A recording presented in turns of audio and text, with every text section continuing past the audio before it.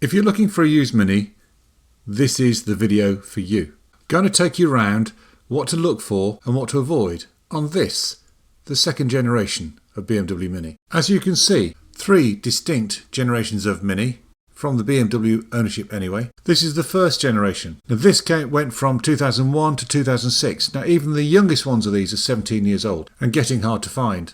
The most popular selling in the second-hand market, I think, is the second gen.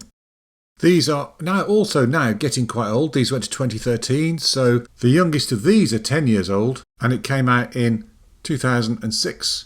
And this is the third generation. The third generation came out in 2014, and through various guises is pretty much the same today. Now we'll cover the 7 different models within the second generation of Mini. Then we'll cover the engines that you'll find in those models, and then we're going to go into what to look for and what to avoid.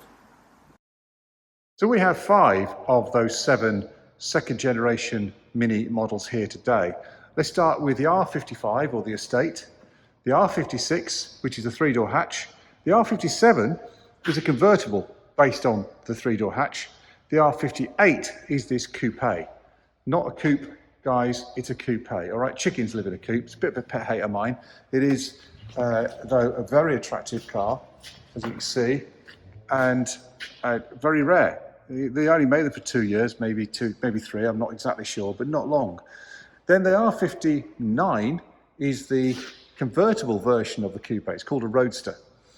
And then we have the Countryman. Countryman is like a big Mini. It's like saying it's a big small, but it's a 5-door hatch, much more of a family-sized car. The other car in the range is the R61, which is a 3-door version of this. Kind of why, but it's called a Paceman. It's a sporty looking version of the Countryman. So let's talk engines. So let's have a look at the petrol engines then. We have the pre-facelift and the post-facelift engines, all slightly different.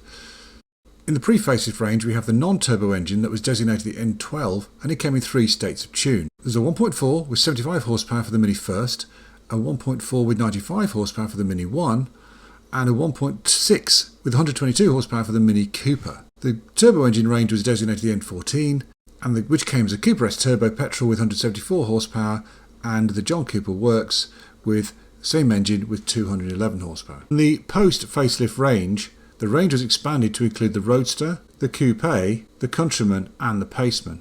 We have the same engine range as the non-turbo, but is upgraded and is known as the N16. And the turbo engine was upgraded and known as the N18. We still have the first in the hatch, and we have the Mini 1 engine with 98 horsepower. This time it's a 1.6, it's detuned just like in the first. And this appears in the hatch, convertible, Countryman and the Clubman. So the N18 engine, the turbocharged engine, appears in all of the body styles and is on 184 horsepower. In the John Cooper Works hatch, they retain the N14 engine with 211 horsepower. But for the Paceman and the Countryman, which went on 2017, we had the uprated N18 for the JCW with 215 horsepower. So let's look at the diesel engines of the second generation of Mini. The pre-facelift, there was only one diesel engine, and that was the Peugeot Citroën derived engine. And this car had 1 state of tune, and that was 110 horsepower. Post-facelift, we see the introduction of a BMW derived diesel engine, the N47. And this came in 3 states of tune: the Mini 1D, which was 90 horsepower, the Cooper D, which was 110 horsepower. The Cooper D Automatic actually was a 2 litre, but it still had 110 horsepower. And then the Cooper SD, which was 140 horsepower. Things to look for on the petrol engine. This is a non-turbo, but what I'm going to tell you is common to the turbo engine and the non-turbo. The first one is an oil leak on the oil filter housing, which is this. Now this is an oil filter housing of a turbo car. Now you can tell that because there's a oil cooler, which is there, but the rest of it's the same. And there's bolt, bolt, bolt, bolt, and nothing here. Now when these get old, these rubbers get hard, they stop doing their job, and you get an oil leak. And it comes straight down here, straight out of the exhaust. So if you're looking at a car to buy, get underneath it, see if there's any oil stains or any oil leaks around this area. The next one is the sump. So the sump can leak around the seal. There's not normally a gasket, it's normally a sealant, but it can age and leak. There's normally oil leaks from these bolts, which these hold the guide there. They can leak, and behind here there's a crank seal and that can leak. The other prime area is the rocker cover itself. So the plastic cover that goes over this has got a rubber seal around it. Rubber goes hard and leaks. There's also circular oil seals here. These leak, and then you get oil straight down into the spark plug bores. This is your vacuum pump. There's an oil seal there. That goes hard, that can leak. So when it comes to water leaks, a prime suspect is the thermostat. Now what you can get is hairline cracks down this part here, and then you get steam coming out under pressure. So you won't see any water leaks, but you will lose coolant. And often it'll leave a white residue here, which is limestone, and you can see that that's starting to go.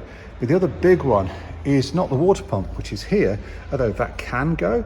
The main problem is this pipe which crosses underneath here. It feeds water from this area going up to thermostat. Now there's a seal here, and that can go and you'll leak from the back here. It's very commonly misdiagnosed as the water pump. The lower point here, you get water dripping here, but actually it's this seal here. Next big one is cam chains.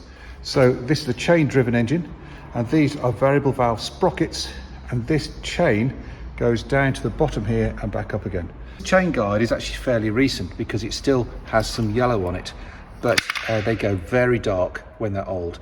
And what can happen is these parts can break up, disintegrate, drop into the sump and block the oil scavenger pump, and then you get oil starvation. This is the cam chain tensioner, and this one has failed. It's basically come apart. That sits here and puts tension onto the chain. Now what's happened with this one is the chain's become too long, and this tensioner has gone beyond its limit and won't be doing its job anymore. And the other thing I've seen is this top guide can shear here and then drop down. But basically, if the cam chain's in good condition, this engine will run sweet. If the cam chain has got too long, the timing goes out and the engine will run rough. It may stall at traffic lights, and it just will not perform as it should. Another thing you'll find on this engine is you can get a knocking noise from this area here, and it can be very, very loud. So what you've got is your auxiliary belt there, and the back of the auxiliary belt makes this turn, which makes the water pump turn. Now this is a tensioner device. Now it electronically can go in and out to engage and disengage the water pump. The auxiliary belt has become damaged and there's notches in here.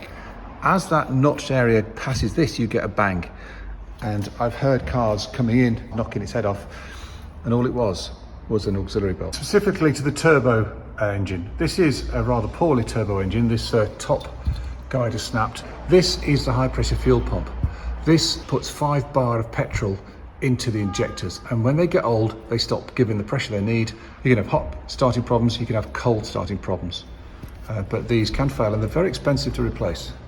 The final problem I'm going to talk about now is this vacuum hose. This hose controls the turbo boost, and these ends go soggy with age and they stop doing their job. Now it comes from the back of the engine. This is the vacuum reservoir, and there's a vacuum pump underneath the throttle body. It comes around here, and there's one of these goes onto the vacuum pump and one goes onto the turbo actuator.